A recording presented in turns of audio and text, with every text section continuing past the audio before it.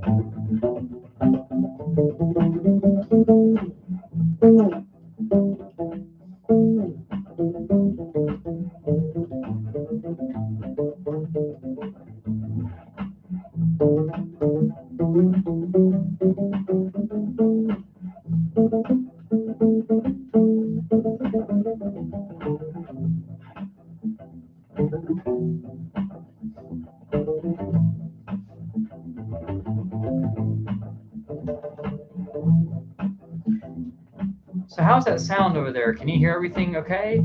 And does everything look okay? Just as far as the stream goes. I'm hoping that I've got the volume setting up pretty good. Yeah, I decided to get the Wanderer out. It's been a minute since I played it. And one of the reasons I got it out was basically to talk about muting on the polyurethane strings, because I know I didn't really mention that much in the last video because I was saying it's less necessary to do, but there are some things that you can use it for that might be really helpful. And one of those things is differentiating between sounds when you're looping. So if you have a loop pedal and you're trying to loop a song, you can differentiate the different loops by EQing the bass, but that takes time while you're playing, which is kind of a little bit frustrating. Yeah, so that's good to hear that it's not quite as bad, but I hate that it's still blurry. So sorry about that. I'll try to fix that in the upcoming weeks. I may end up doing some stuff on Twitch too. So if I end up doing some stuff on Twitch, I think I'll have a way to fix the video, or at least a way to test it out better and be able to change things about it. But so far on here, I don't yet. Okay. So basically, no pun intended, muting's the same on here, right? So I'm still muting by either palm muting versus the open string. So the muted sound still comes in handy. And I like doing that on the loops because it makes the bass line kind of stay in the background when you're trying to put layers on top of it. So it's kind of a good way to keep it from clashing with other things, even if you're playing in the same range, just by having that different sound. All right. It's good to hear. it's more of a natural webcam blur than a streaming issue. That's so weird though. It still shows up on my computer, which is kind of strange. So it's strange that it comes out blurry. It must still be a digital thing, but it just is what it is. So we'll keep going. But basically, yeah, you've got that kind of muting where you're palm muting. You've got the kind of muting where you're muting with your left hand, like putting a finger in front of the other.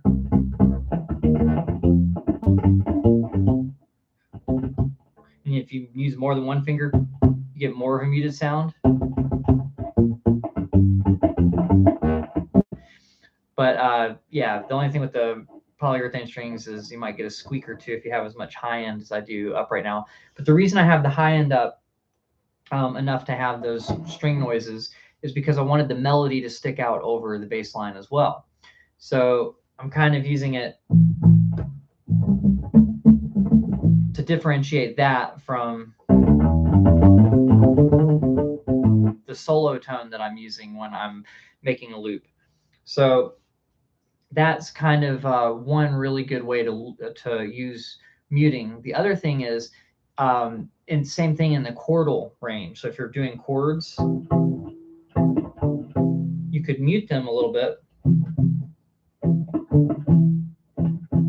to have it not stand out over the melody. So that way you don't have to go in and change your volume settings and change other things to have the melody stick out. So you're doing that with the U-bass instead. So that's one option with muting.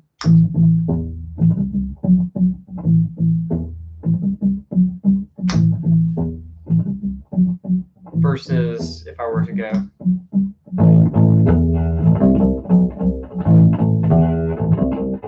I don't know why it's buzzing so much.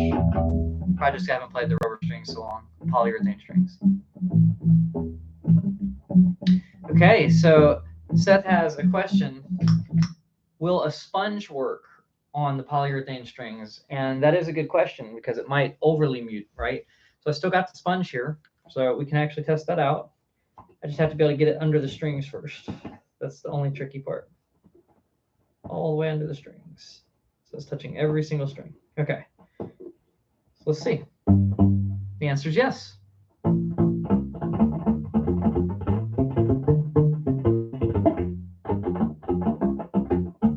It does work. I feel like I would use less of a thick sponge. Like this is sticking out too far from the bridge and it's probably over muting.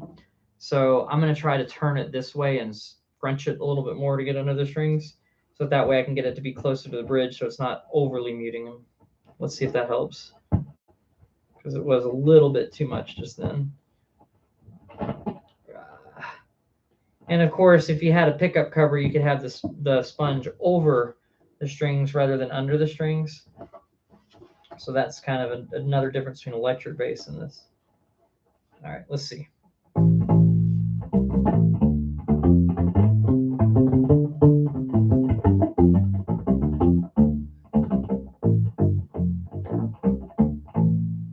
Yeah, so I think it does help a little bit.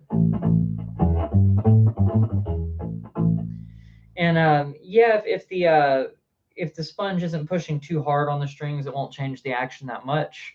So the action is still pretty good.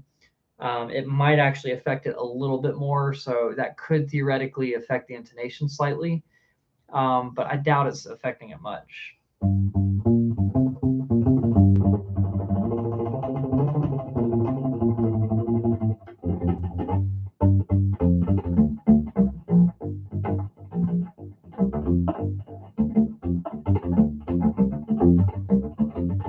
So I'm going to do the same kind of thing without the sponge there to hear how much different it sounds.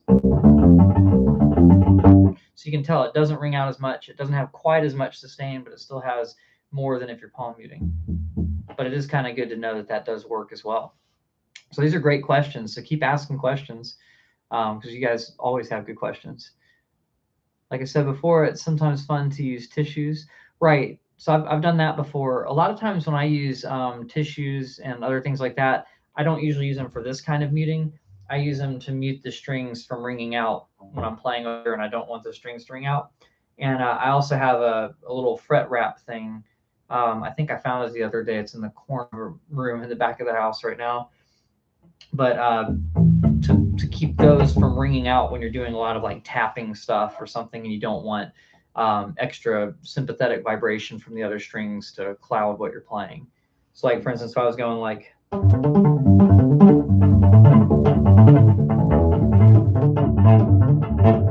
you can kind of hear that some of the other strings are starting to ring out, and it's kind of starting to obscure what I'm playing a little bit.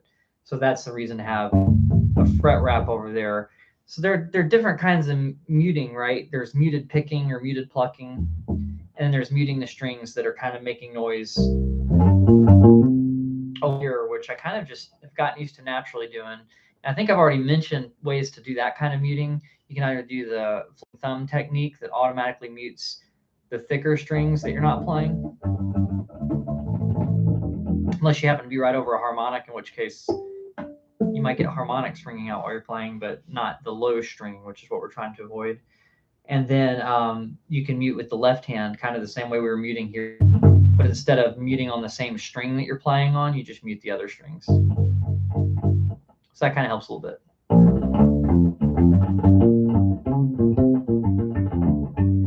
So Jacob says, do most guitar shops have fret wraps? I honestly don't know the answer. Not every guitar shop I've ever been in has them, but I'm sure that some do. I think, well, honestly, the way I got mine was somebody else ordered some and they came in a pack, and so they gave me that one that was extra because they just needed one. But you can order them for sure. I'm not sure about guitar shops everywhere having them or not. That's a really good question. But honestly, you can kind of make one. I'm trying to find what I did to make one. Oh, this isn't even that. You know how sometimes chords have like a Velcro wrap? You might be able to use one of those as a wrap. But another thing you could do is if you have an old pair of socks, you could cut the band on this part off of the sock, and then that way you'd have something about the size of a fret wrap. You just have to, it has to be elastic enough to get over the tuning pegs to get over to here, and then you could use something to kind of shorten it so that it's not loose on the bass. Oh yeah, and then you could also use a hair tie like Victor Wooten. So you can definitely make your own. You can order one if you want it to be more evenly distributed and have a bigger pad on the front. I mean, honestly, you could probably take a rubber band and a sponge and do the same thing. You know, just kind of put the sponge over this area and have something hold it down. Just any sort of thing holding it down. It's funny. I was just thinking maybe even like a capo. If the capo wasn't actually pushing down on the fret, it was pushing down on the nut, and then you had this there. I bet that would work. Just way different thoughts. But yeah, a scrunchie works pretty well, as Victor Wooten does,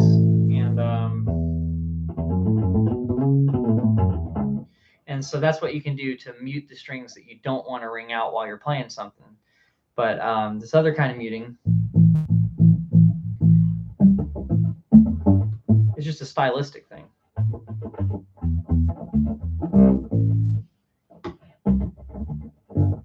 Wow, I'm getting a lot more buzz than normal.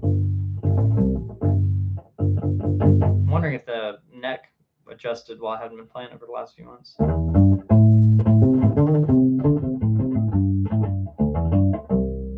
It's also because I just have the treble up a little bit louder than normal.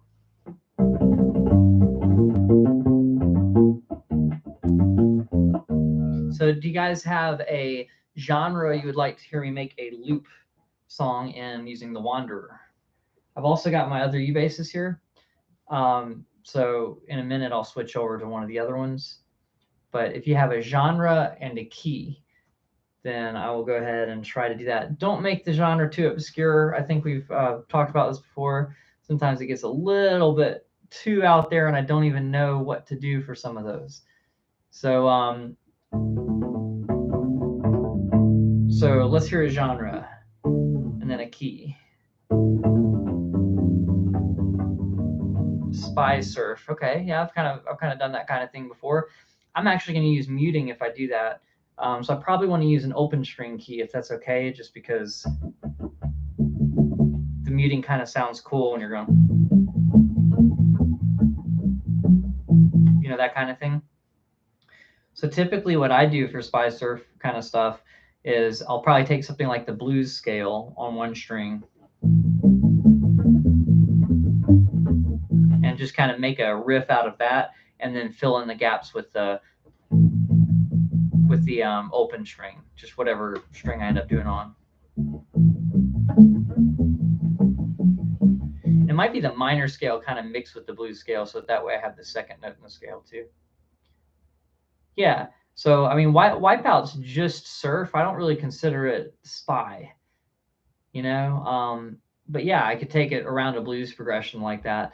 But I think I'll do it in the key of A or maybe the key of D, just whichever one you guys want. I think A would probably sound better though, even though I did A earlier. See. It's just all going to sound like other things. Okay, in A.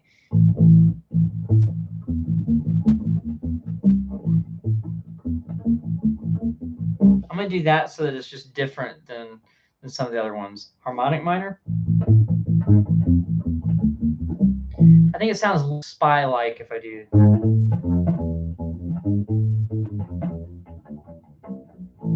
To me, it sounds a little bit less like that.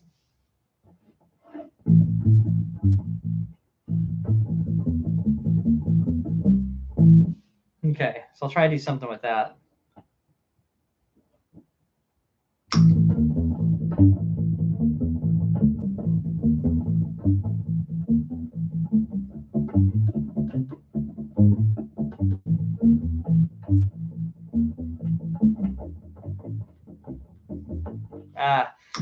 I can't remember the pattern that I was doing. I was moving it to different strings. The advantage of doing something in A is that you have an open string for your 1 chord, your 4 chord, and your 5 chord. You could do the same with the key of D, but the other ones, you wouldn't quite have that. So I'm going to try that again. I kind of like this. Okay.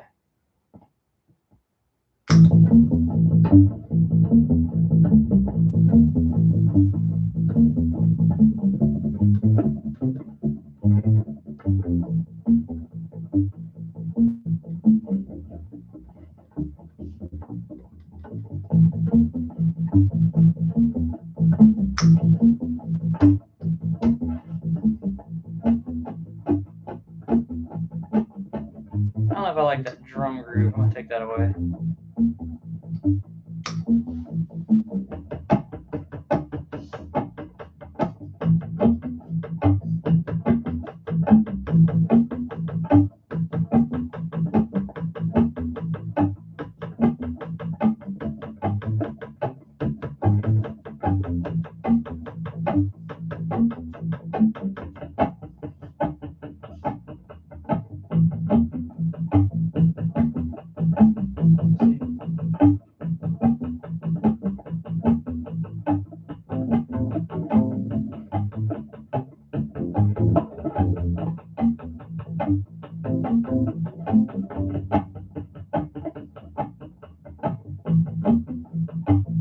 I don't know.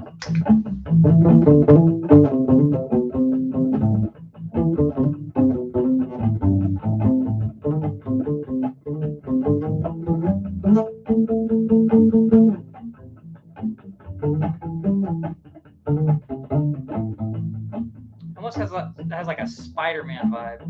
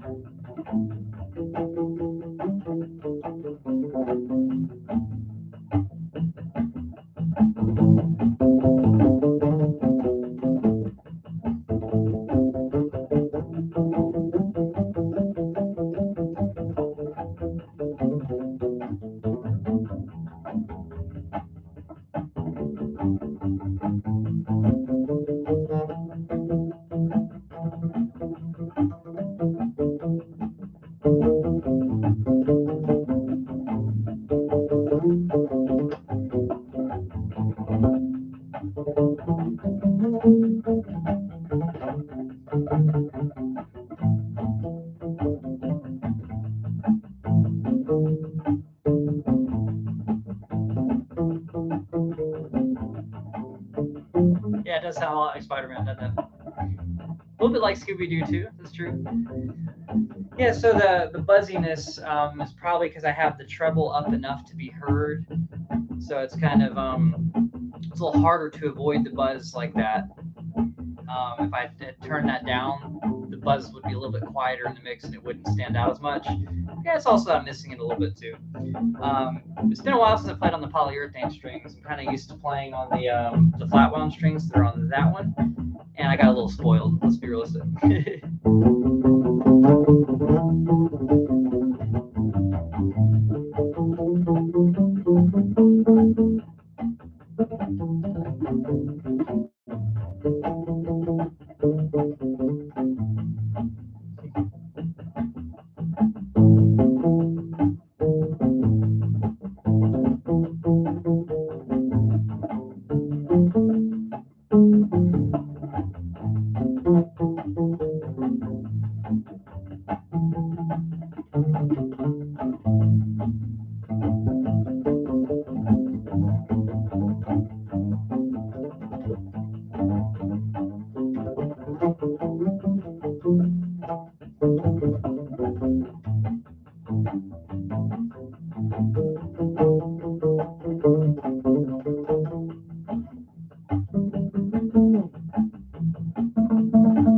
A little bit of intonation issues when I get that high up.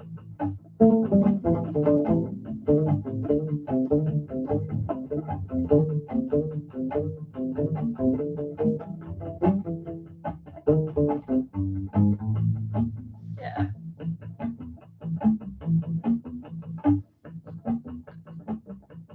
I'm just gonna fade it out. Not the most graceful fade, but there you go. But yeah, it's been a minute since I played this one, so I thought that'd be kind of fun to go through. It's a little bit buzzier than normal. I mean, it always had an issue on the first fret, and it's gotten a little bit worse. Apparently, it's on multiple strings now, so I have to play it very lightly if I want to play those. Like lighter than I would like to. And that's probably because when I was doing the truss rod adjustment, I think I did it to get rid of that, but then it caused some fret buzz up here. And then I wanted to get rid of the buzz up here for some arrangement or just fun to do. Something fun to be able to play up here. And I think when I readjusted the truss rod, it just undid what I did to get rid of that. And so the buzz is back down low again, which is a little frustrating and a little annoying. But I feel like they fixed that issue when they made the Nomad. And they've probably fixed it on the Wanderer as well, for all I know. But I feel like the Nomad has just a slightest bit higher action all the way across, and that allows it to not have anywhere near the buzz. So I think that's kind of a good thing there.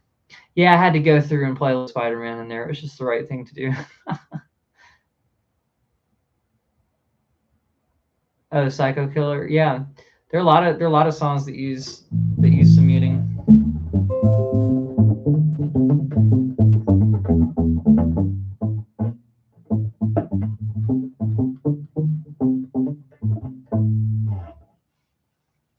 So yeah, so the Journeyman, you want me to switch over to that one? I may have to turn the volume down over here to be able to, it's not the volume, that's the bass frequency. Okay, let's see. So I've got the Journeyman over here. Yeah, they name everything after like wandering around. The Nomad, the Journeyman, the Wanderer, they've got all those different models. And then just for the record, for those that are curious about how this one's doing, this is the one that I put the flat wound strings on. I mean, I have flat wound strings on that one too. And the neck still works. Everything's still fine. It almost looks like the action came back down a little bit, which is kind of surprising. But I can play that later. It still has a little bit of a buzz going on, or not a buzz, but a rattle somewhere in the instrument. But the Journeyman's what I play the most. Yeah, so with the flat wound strings, there's not going to be anywhere near as much buzz, but it's just a totally different vibe. So let me turn that volume back on.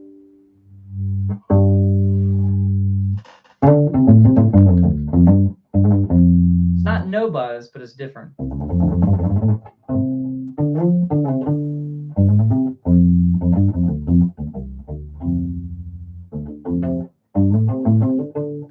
does here.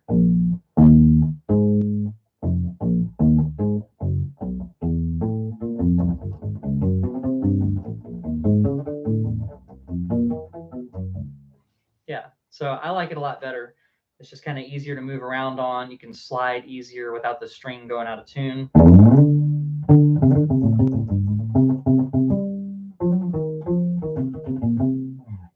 So I just like it for that reason. It's more like playing an electric bass if you're used to.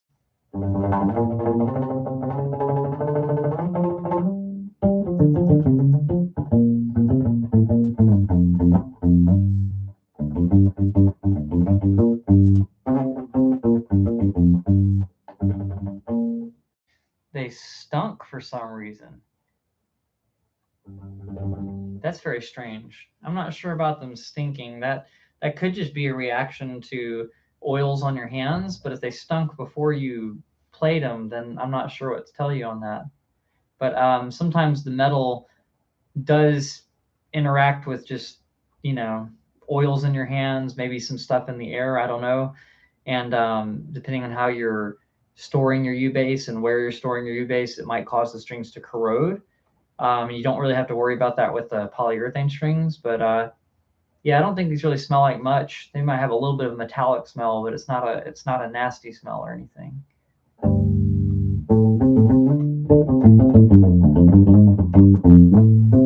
So I did not have that that reaction. Did you get a different brand flats, or was it the Gali ones as well?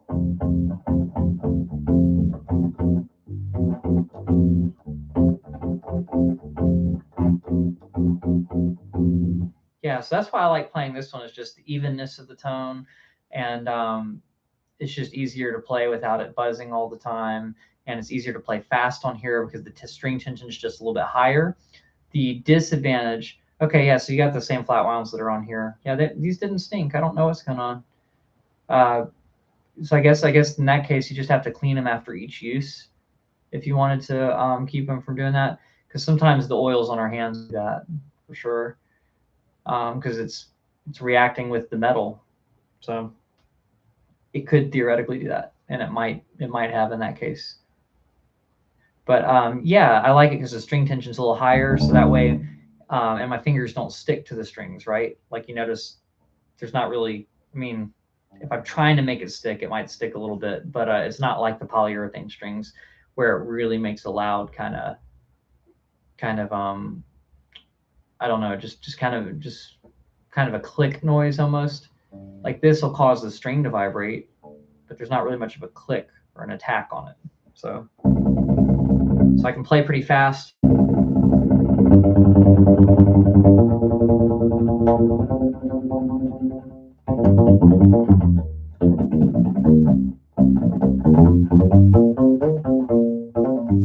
Without worrying about my fingers sticking to it. And then if I want to do like the tremolo picking,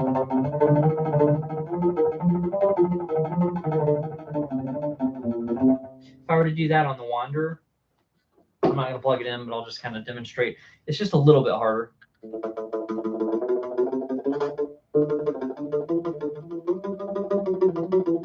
I guess it's not really that bad, but it can kind of slow you down and make you a little bit less consistent with stuff like that. So I like this for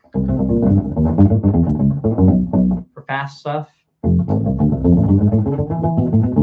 Ooh, that was rough.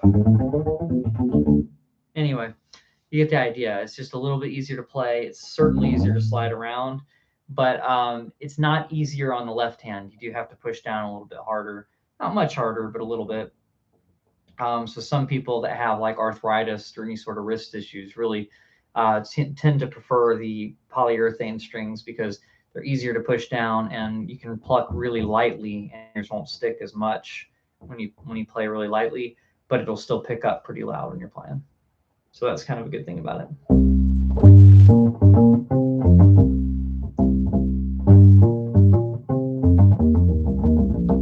I think I've talked about this before, but sometimes when I'm doing these loops, rather than doing an EQ adjustment for each different thing, I'll play in a different part of the string. right? So if I'm playing a bass line and I want it to sound deep and loud and stuff, I might play towards the middle of the string, right? Because that keeps just kind of a lot of low end, less attack, and just a real warm sound.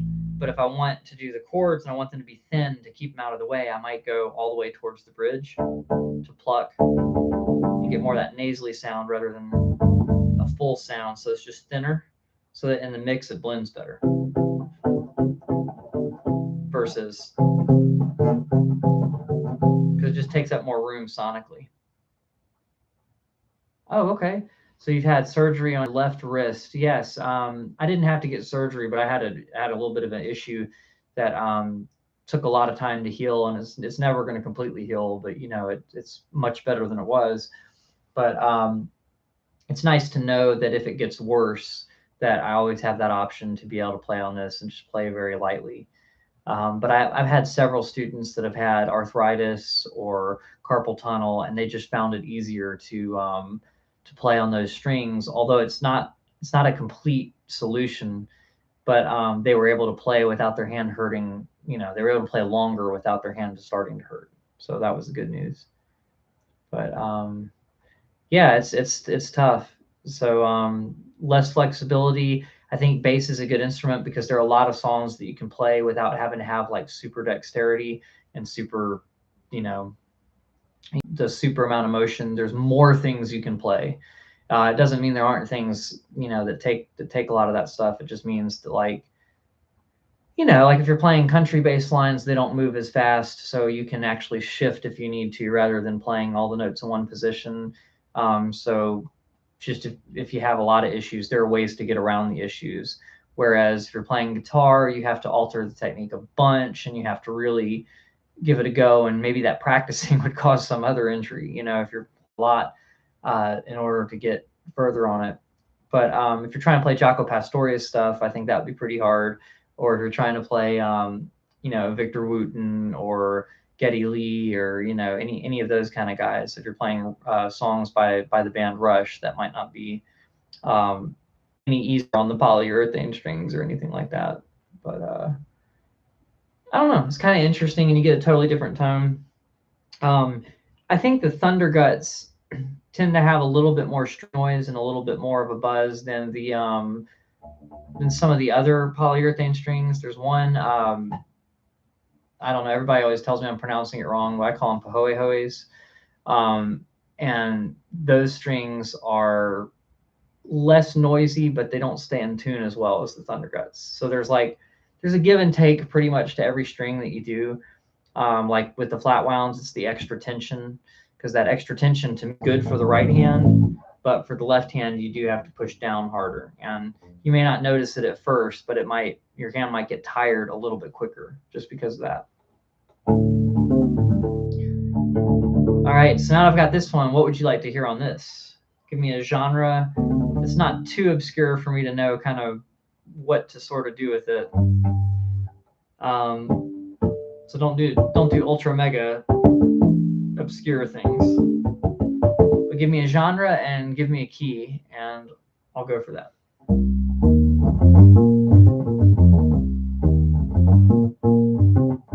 And I'll play until it shows up on the chat. So far, I haven't seen any suggestions yet.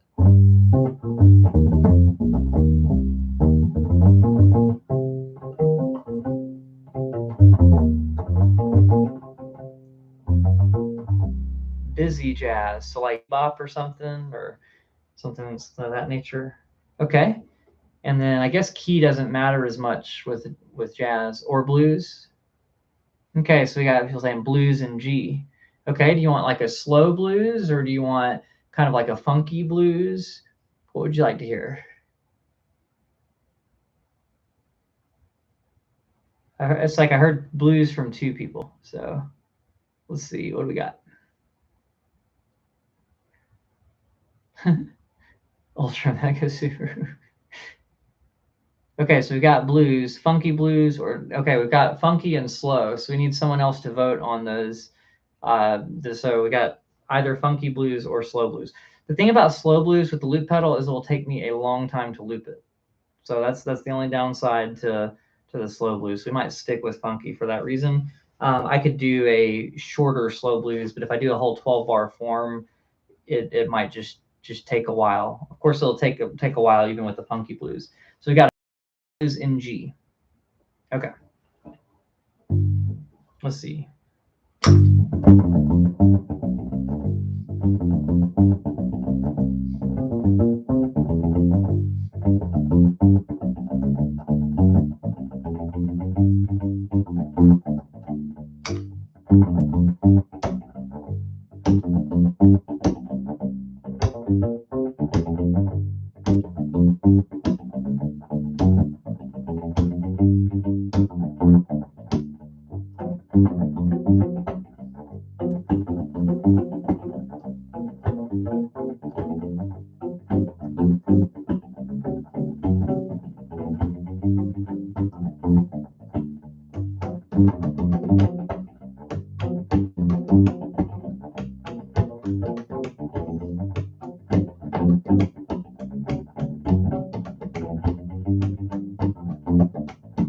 I made it too busy.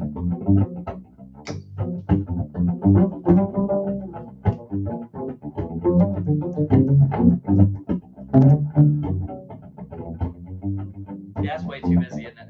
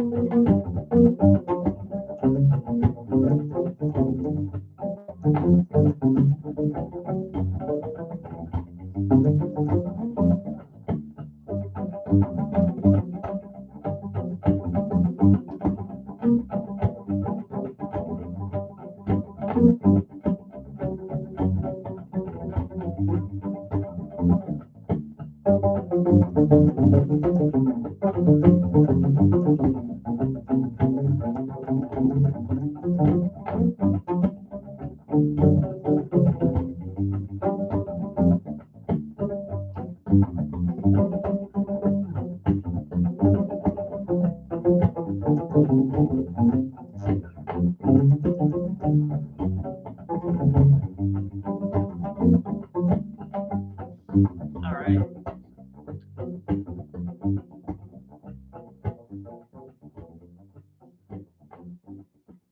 Started a little bit too busy, so I ended up getting some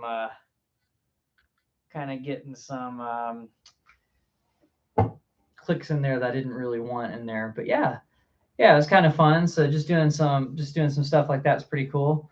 So we got muted reggae blues in D major, because you got it capitalized.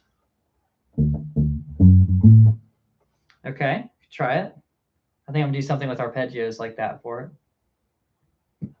I wish I could kind of get like a all the way through. I may try to not do a 12-bar just because I think it'll take longer if I try to do the reggae that I'm feeling be kind of a little bit slower as well.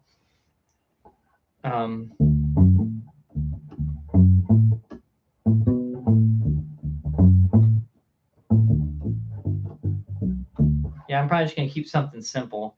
And I could either mute it or I could play over here. What I'll probably do is actually mess with the EQ on this. So I'm turning the treble and the mids down. So it's a really like sub kind of sound. I'm not sure how well that's going to come through the microphone. Sometimes when I try to keep just the low end coming through, it distorts a little bit. But I have it fairly quiet, so it might work. So maybe I could try to like go and kind of get that backbeat while I'm playing, so I don't have to loop a separate drum track. Maybe that'll make it easier.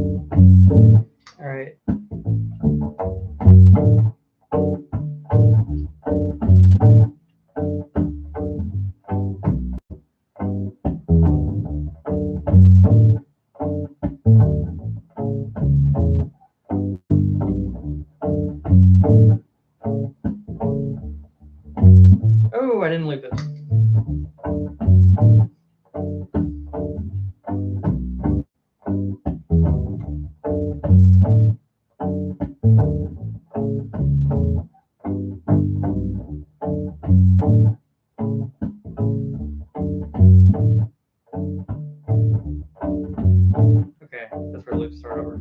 So now we've got a nice little reggae kind of.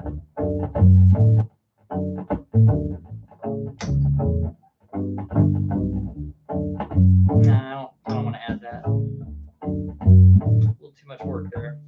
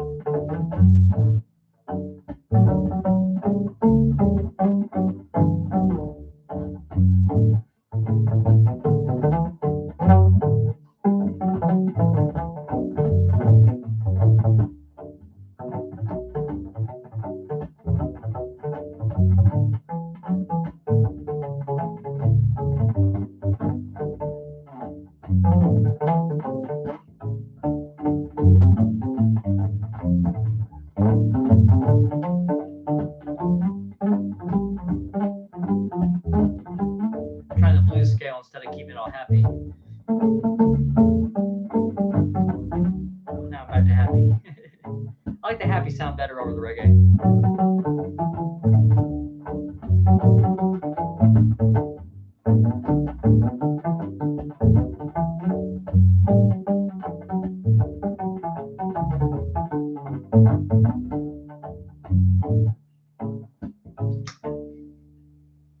All right. So I don't have the well, I do have the sustain pedal plugged in. It's just hiding under a bunch of wires. So I had to double click it there to stop it. Yeah, I'm pretty happy with the Journeyman's tone, and if you pick with it, it almost sounds like Paul McCartney kind of sound to me. Although I would do it with a little bit less treble, probably more mids, less treble, maybe. Let's see if that works. I don't know if that's really like his tone, but it's not too far off.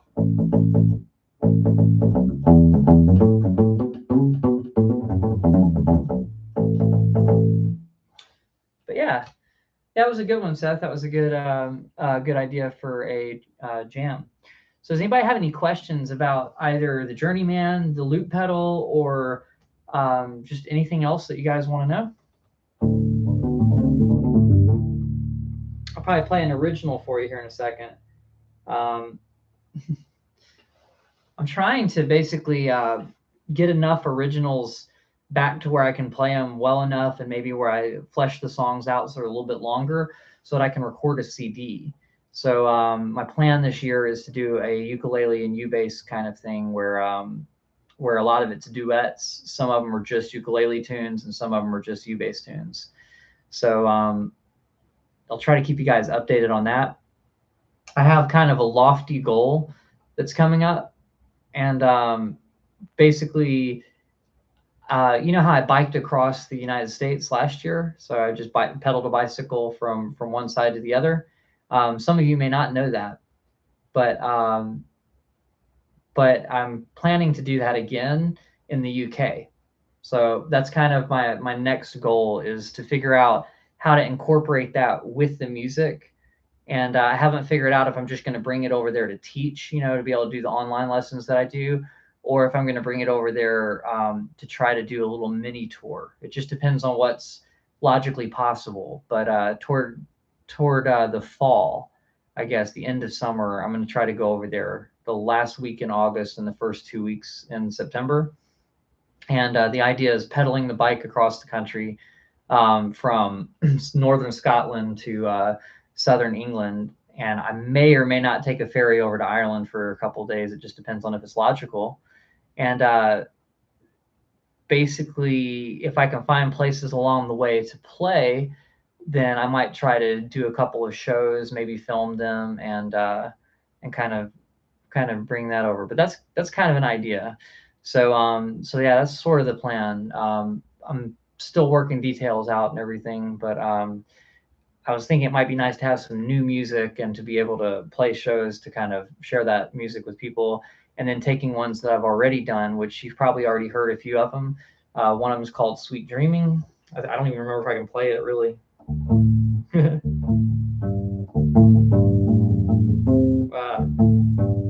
I can't even do it anymore.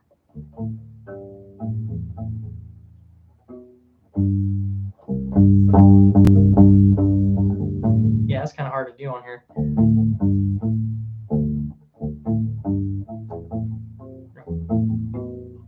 Oh, that's what I did. So that's like the bass line part of it. And then I'm going to try to do, I had the ukulele playing the melody over it. But that was kind of the idea, was just to go through. And I have some songs on ukulele that don't have bass parts,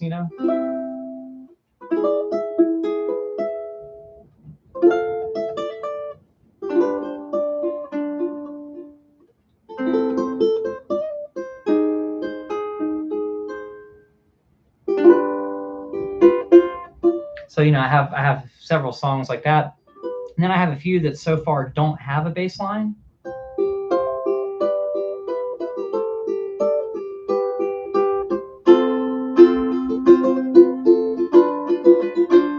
But that actually benefit from having a bass part underneath them.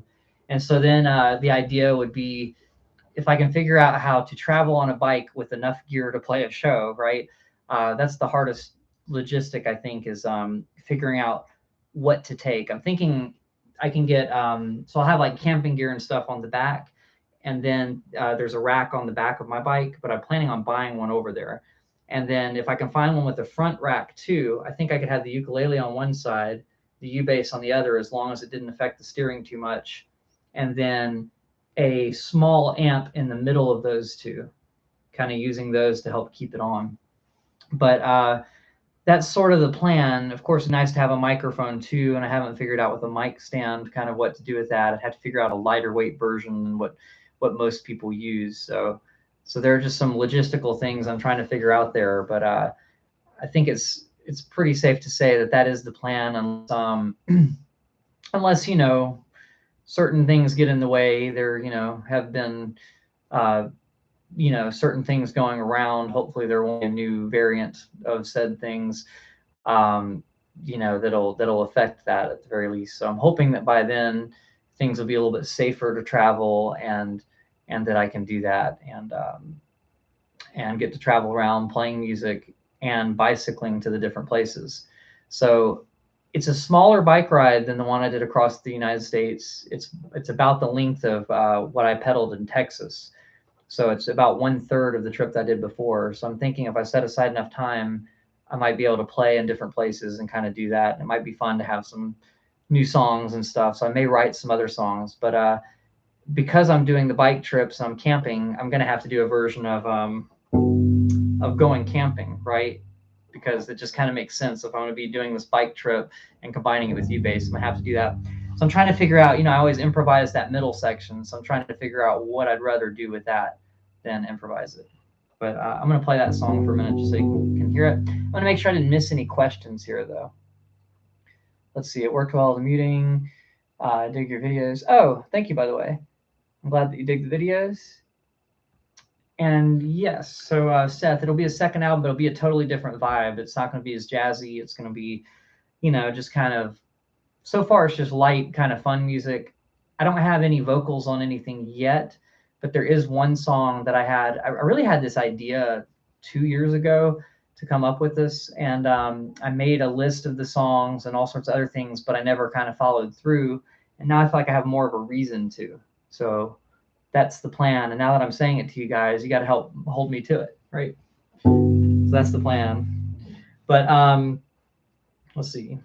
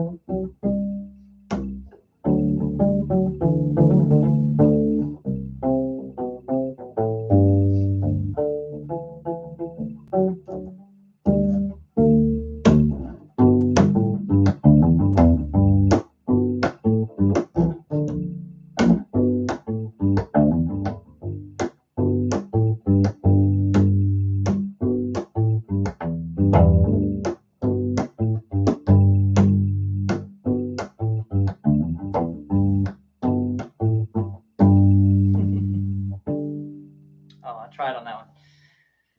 So so far their instrumentals. There is one song that is kind of a silly little song that I might or might not put on there. That was actually the first song I ever wrote, called Triumphant Turtle, and it's kind of got a more silly, kind of lighthearted reggae vibe. So that one might end up on there, but I'm not sure if I'll put it on there or not. But that one has vocals if I decide to.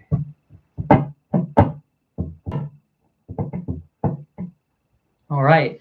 So yeah, so that's kind of the goal, is going over there. And if I can, I still got to figure out what's happening over there. I do know a few drummers in the UK, so it may be that they can help me find places to play and make it happen. And if not, then I've just got to figure it all out.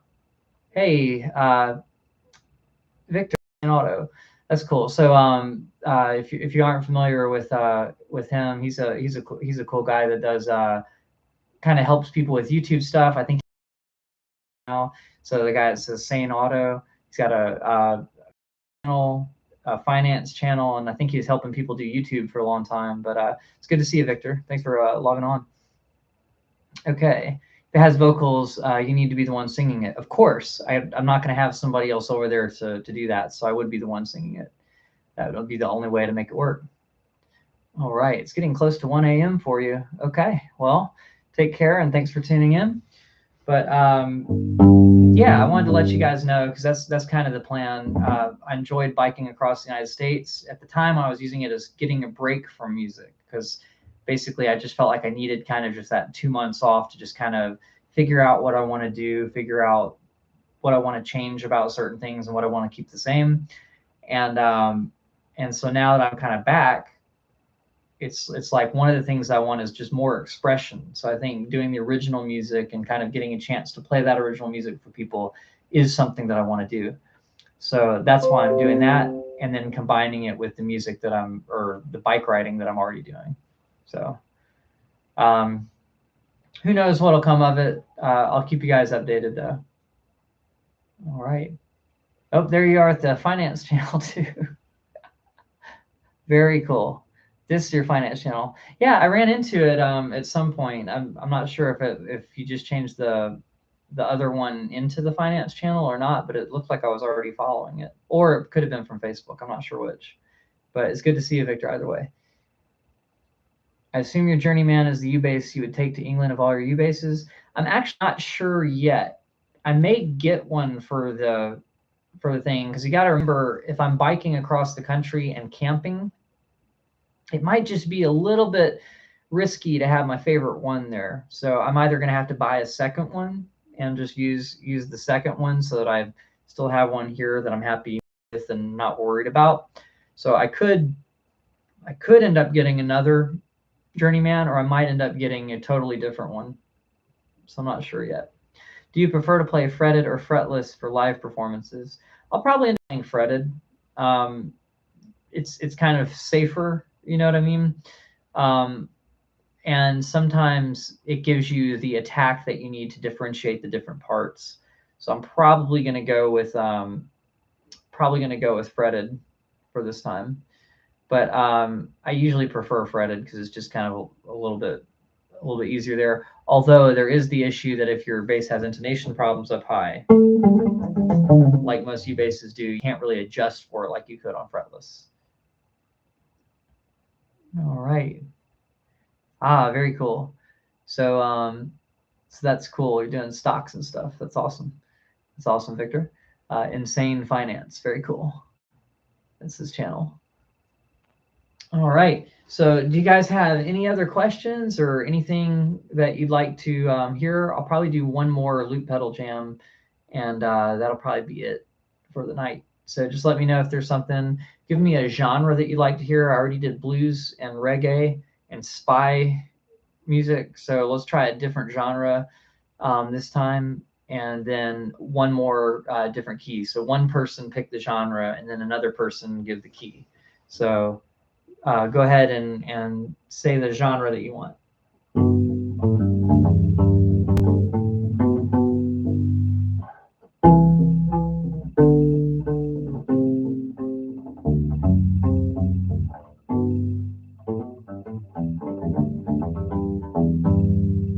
Do you have any songs you've written with tapping? I used to write a lot with tapping on the full scale electric bass. I've done less on the U bass, but I use tapping a lot with arrangements that I do. I don't think. I think I'm gonna need more frets to be able to do some of the ones on here. Let's see.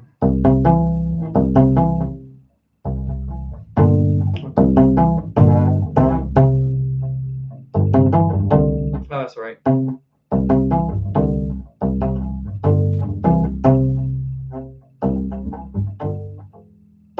Oh.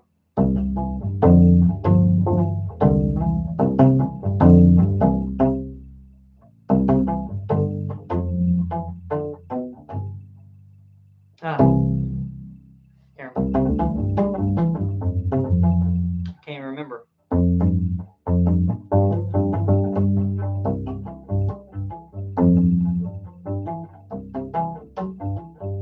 I can't remember them. But yeah, I have written some songs with tapping. It's just been a while since I've done that. Still hardly watches because no one wants to learn how to make money. Yeah, it's funny. I think with financial channels, there's a lot of competition because there are a lot of guys that are doing a lot in that space. But then it's also that there is a smaller amount of people that want to do the long-term stuff versus the short-term stuff. So that kind of makes it harder as well. But yeah, there's a song that I had called Electric Blue in C major that might actually work okay on U bass. I just need to remember how to play it.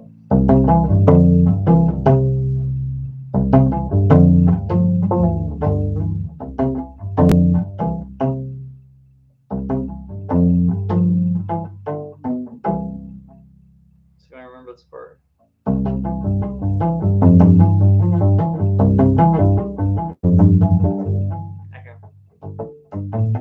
I can't remember it. But that's about as much as I can remember it for now. But it was fun doing the tapping stuff on that one. Then I had another one. I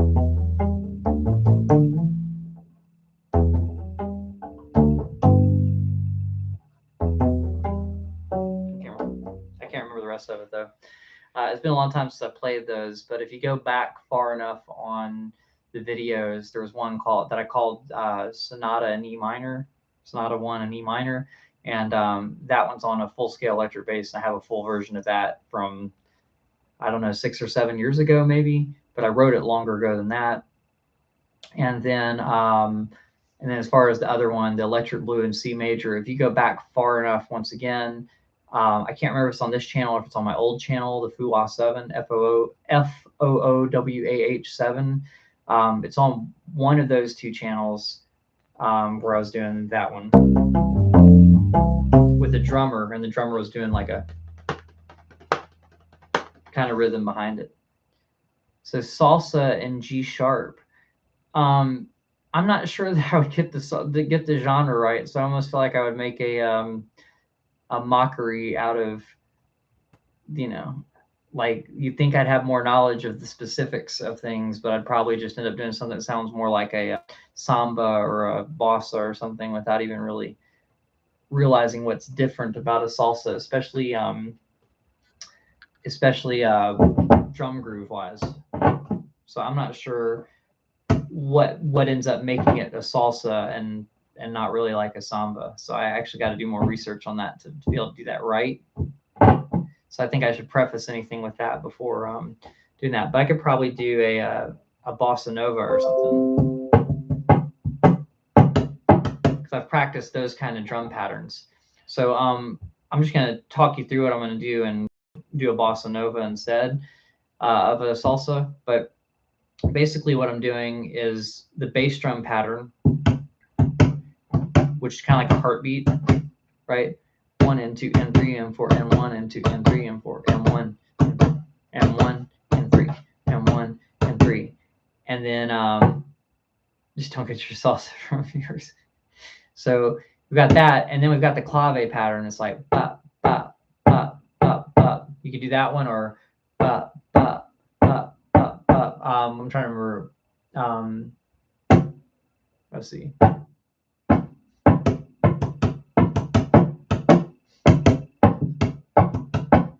So there's that one. I'm not sure if that's really bossa. That bossa might really be but. Let's see. I can't do it now. I haven't practiced that one enough. So let's see.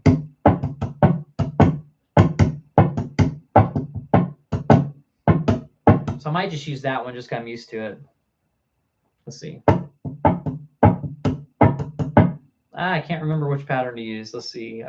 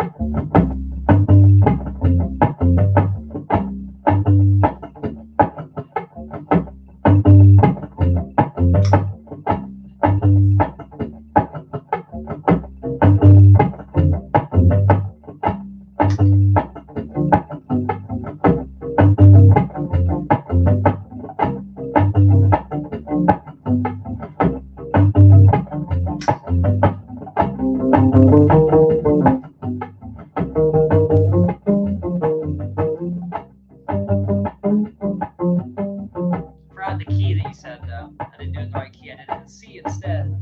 It's a little too loud, I think. It's probably going to start distorting.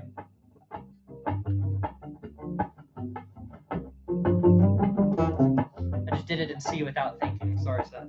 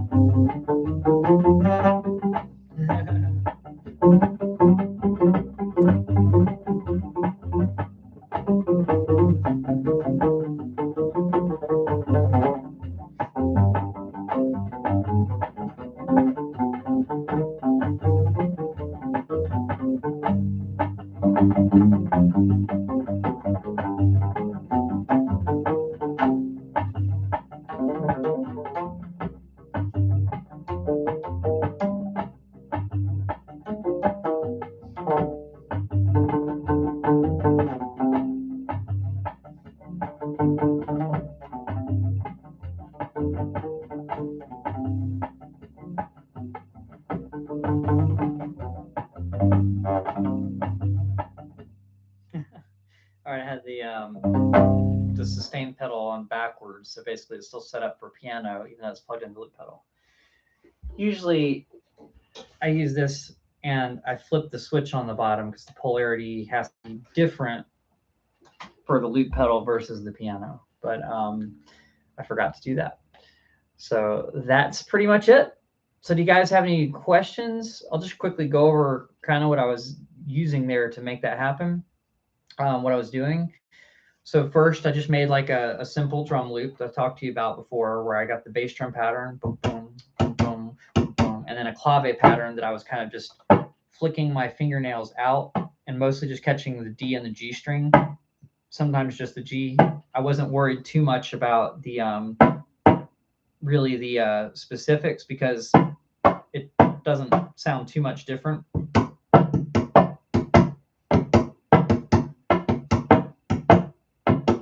So I've got the clave pattern, and then I've just practiced basically from knowing a little bit about drums just to know how those line up, and so that still kind of stuck around. And then what I did after that, of course, I added that bass line.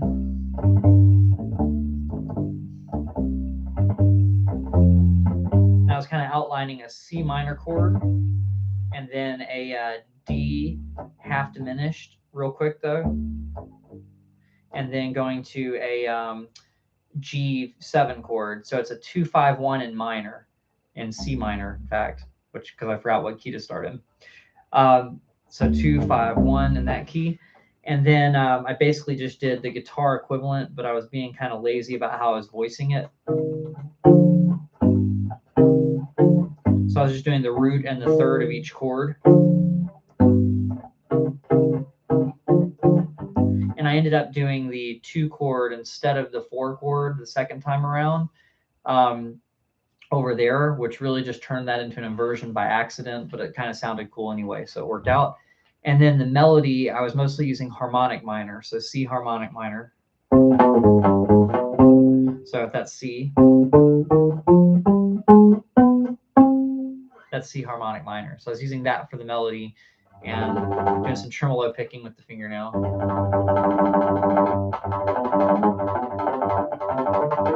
That kind of stuff. And I was doing pull-offs and then plucking. Pull off, pluck, pluck. Pull off, pluck, pluck, pull off, pluck, pluck, pull off, pluck, pluck.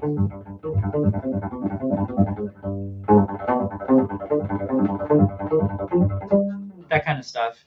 So it's just once you work that technique out, it's really more of a timing thing than a speed thing. So it's just like having the coordination between the hands allows you to play faster with less work instead of going.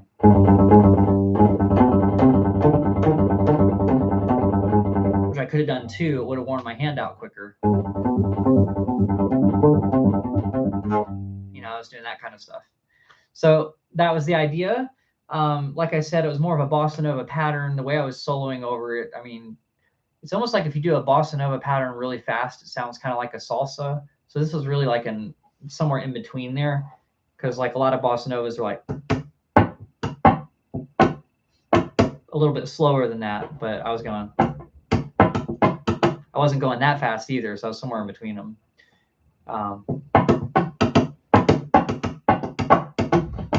That's a lot harder to keep up with. I'm gonna try to do that real quick just for fun.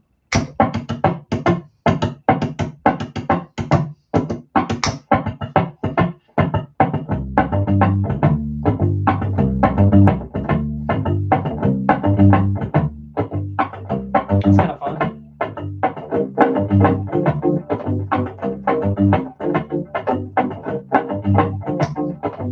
So that kind of has more of that quicker vibe, which I'm not sure if that could be a samba or a salsa or something, but it might be kind of fun anyway.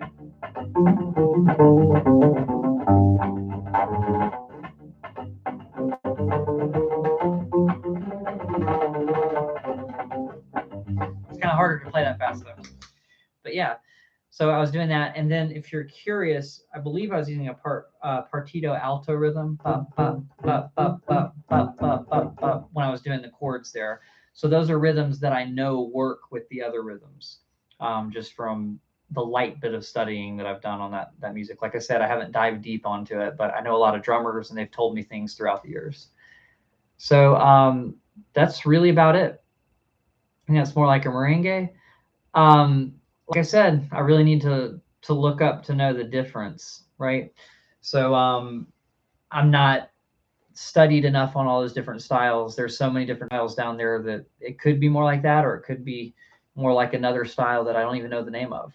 So there's a lot of different things down there, and it's a good thing to know all the different styles, but I haven't really had a chance to play all of them, so I don't know if I ever do a cruise ship gig. I have to know all the styles because it'll probably be written into the part. Instead of writing the bass line out, they might say merengue bass line, and you just got to know, or samba bass line, and you just got to know what to do. So at some point, I'll probably buy a book that has a whole bunch of Latin styles and talks about what the different bass lines are for that. But for now, I'm just ignorant about it, so I'll have to learn more. And anyway, those are just stock bass lines. I mean, obviously, when you go to different places, there's a deeper understanding of what you can do there, and there's just a deeper sense of style. It's not all just so easy surface level kind of stuff when you really get down into it. But if you're playing kind of a cruise ship gig or a musical kind of thing, they just want to get the overall vibe of it. So it's good to have a basic simplification of that knowledge, which is kind of what we're doing. We're classifying these different things and saying what bass line goes with them and what line doesn't. Because like if you say, oh, well, what's a reggae bass line? I could give you a simplified reggae bass line, but if you listen to reggae, there's so many variations, it's crazy. So Jacob, right now I'm down to just doing one a month on the first Thursday of the month. So that's my current live stream schedule. So the first Thursday of the month, unless I tell you guys otherwise. So that's kind of the plan. I was doing every Thursday last year, but it just got to be too much some weeks, because sometimes it's nice to have time on certain nights of the week to go to open mics or to see other people play music or to do this, that, and the other. So it's better just to kind of lock down one, and that helps. So unless otherwise specified, it'll be the first Thursday. And I may try to see what I can do on Twitch to see if I can get a little bit better quality over there. I'm not sure if it's, like I said, I'm not sure if it's the webcam or if it's the, if it's the settings. So I might try some stuff over there because I think I have more options using OBS or something. I was just a little hesitant about linking it with this account at first, and so now I don't have the option, I guess. So I'm going to try that on Twitch a little bit at some point, but I think I'll structure it even less than this and just kind of have fun when I go over there. So I'm not going to set a schedule until I figure out what I'm doing. But someone was saying they were having trouble finding me on there anyway, and that's probably because I don't have any content up over there at all.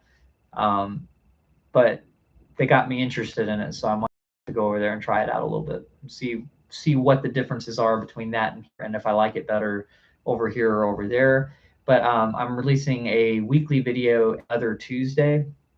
For now, last year it was every Tuesday. So I'm kind of dialing back on that so I have a little bit more time to plan things like the UK trip and to record a CD and to do all that kind of stuff. A Logitech 920. You know, I think this is that one. So I'm not sure why it's not working as well. I don't think it's the camera, because I think this actually is the Logitech. I think it's the 920. It doesn't say on it the model number, but a couple years ago it was the one to get, you know, and now there might be something better. All right, well, I'll see you guys next time. I hope you guys have a great week or 2 weeks or a month, just whenever I see you guys next. Always feel free to comment. You can comment on this video or any other video, and I'll usually see it, unless YouTube is not showing me all the comments, which sometimes I have trouble finding some of the new comments. Especially if you reply to someone else's comment, it doesn't always notify me. But if you start a new comment, it should. But I will see you guys next time. So I released a video earlier this week, so it'll be 2 weeks from last Tuesday that another video will come out, and then Thursday live streams. I'll try to keep you guys updated if I decide to do something on Twitch. All right, you guys have a great one, and I'll see you soon. Cheers.